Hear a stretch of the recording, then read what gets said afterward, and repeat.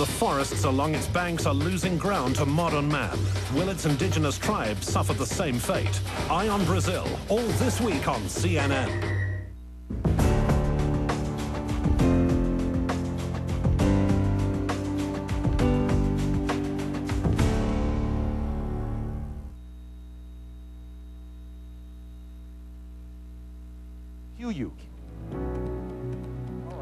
Welcome back to Your World Today. You're looking at a live picture here of Rio de Janeiro.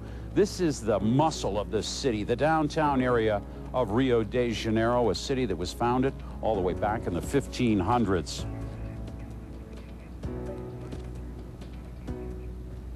All right, now as we continue with our eye on Brazil, looking at a land of contrast, it's important to note that this, Brazil, is the 9th largest economy in the world. What's fueling it? Take a look.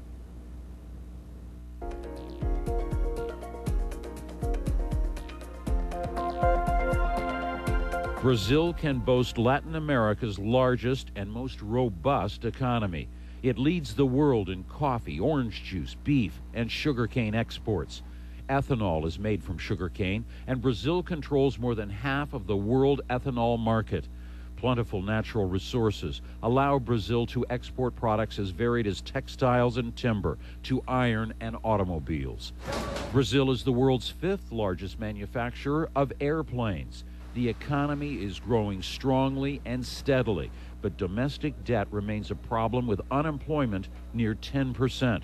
1 in 5 Brazilians live below the poverty line. As Brazil tries to build up its economy, it's important to note that one company, probably more than any other, is playing the leading role. That company, Petrobras. Not only big here in Brazil, it's about the 5th biggest petroleum company right around the world. Now, Petrobras is big in ethanol and biofuels. It distributes ethanol here. It's invested heavily in biodiesel, very important factor there. But it's also investing in deep drilling, here in Brazil itself, in order to try to make this country energy independent, free from oil exports. It's already largely achieved that. Now, Tim Lister reports it's also got in the works a multi-billion-dollar operation that could create new jobs, holds a lot of promise, but isn't without controversy. The town of Itaboraí is proud of its heritage. It grew up in the 19th century at the center of a prosperous farming area. Nothing moves very fast here, and Itaboraí's population has fallen as people have left the area for better-paying jobs in Rio or Niterói on the coast. But that's about to change drastically, because a vast area close to the town will soon be a forest of pipes, tanks and refineries. At the town hall, they're planning for an economic earthquake and looking forward to it. Town Secretary Janot Bezerra de Araujo says the plant will be a new step in Itaboraí's history. We can't find work for our own people, he says, and now we expect to create 200,000 skilled jobs here. All of a sudden, property prices in Itaboraí are going up, and the banks are busier. 1,500 of the town's younger people are already being trained to work on building the plant. Even if so far the site is not much more than a sign pointing to the future.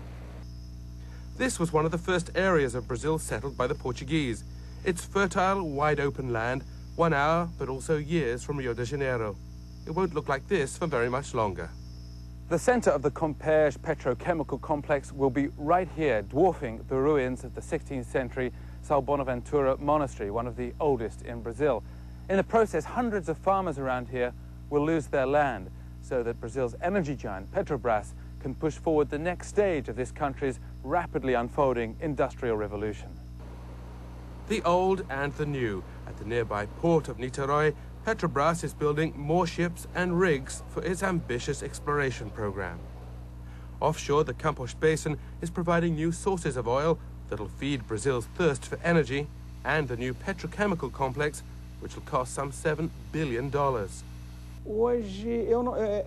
manager of the project, Vitor Manuel Paes, says its production of resins, plastics and gasoline will help make Brazil an exporter of petrochemicals. That doesn't impress everyone around Itaboraí. They want to keep their land. Orlando Gomes came here to escape Rio's violence. He has coconut groves and livestock, and he's the local rodeo champion. It was always my dream to have this place, he says, and just when I thought it was coming true, it ended. They called a meeting and told me I was not the owner of anything. He says he and many others are still waiting to hear what they'll get for giving up their land. This is also a delicate ecological area of mangrove swamps and tidal rivers, one of the few left in this part of Brazil. Its residents include an endangered species of crab. Francisco Geraldo Pereira da Silva is Itaboraí's environmental official. He says at first he was very worried about the impact of COMPERJ, but Petrobras is promising rigorous controls on emissions. He's optimistic this haven just across the bay from Rio de Janeiro can be saved. An enclave of tranquility amid Brazil's drive to become an industrial superpower. Tim Lister, CNN, Itaboraí, Brazil. Finding solutions to the problems that Brazil faces today and building a better future for Brazil is the subject of our special program, CNN Connects, Voices of Brazil. Why don't you make a note of that and join me for CNN Connects. It will be at 1600 hours Rio de Janeiro time, or 1900 hours if you're watching in the Central European time zones. But for now, we're going to take a break. But there's much more of Your World Today and Eye on Brazil straight ahead. Stay with us.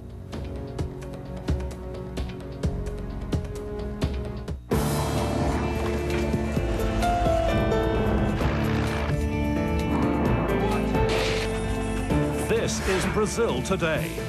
But what could the future hold? How can all Brazilians share their country's vast potential? In Rio de Janeiro, Jim Clancy talks to people inspiring change. Their ideas, their visions, Brazil's future. CNN Connects in association with these sponsors. Only on CNN.